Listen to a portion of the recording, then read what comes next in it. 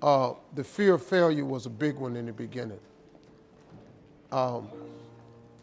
Because what happened to me was I was 27 years old and I was like miserable. And I just kept trying to figure out what my life was for. Because I discovered something that the two most important days of your life are the day you're born and the day you discover why. And at 27, I just hadn't figured out the why. And I walked into a comedy club October 8th, 1985. First time ever in a comedy club. Didn't even know comedy club existed.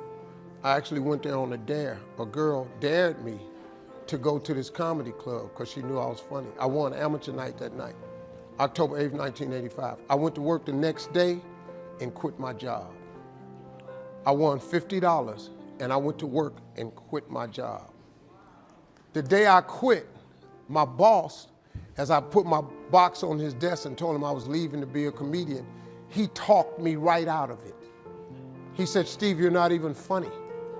He said, "I've never heard you say anything funny since you've worked here. I've been selling insurance for 2 years." He said, "Are you kidding me? You've got a family. You put that stuff back on your desk and I'll give you your job back. But don't you ever come in here again with something ridiculous. You're gonna be a comedian." I took all my back to my desk and put that back on my desk. Dude named Russell Middlebrooks came up to me and said, "Hey, Harv, I thought you was quitting today, man." I said, "Nah, I talked to Tom and he told me I wasn't funny."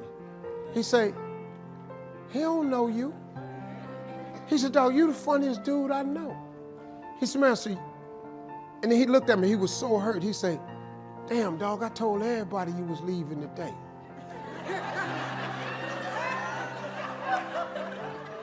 He said, "Man, I can't believe you letting that tell you what to do." And he swole me back up because I had been deflated. And I took that box right back in there. I said, "Tom, hey man, I'm really funny. I'm gonna make it." He said, "I'll tell you what, you leave out this door, don't ever come back in here again." So I tried to shake his hand. I said, "I'm not shaking your hand." He said, "You're making a huge mistake leaving your family out like this." He was right. I became homeless. And I made a big mistake. That was right. I became homeless. I lived in a car for 3 years. Probably about 20 years after that, he was at a show. And he said, "I came to the show, I saw this Steve Harvey." He said, "I couldn't believe it was you." He was backstage. He said, "Oh my God, I always knew you were gonna make it." I said,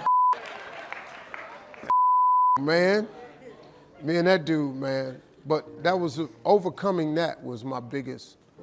And none of my family believed in me. The only family member I had that thought it was a good idea was my father.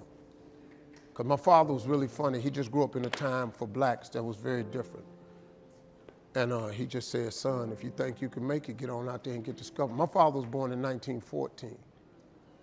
It wasn't good. My grandfather was a slave.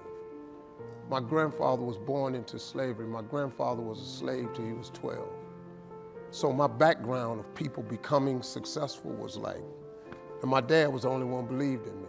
Everybody else told me no, laughed at me, all kind of shit.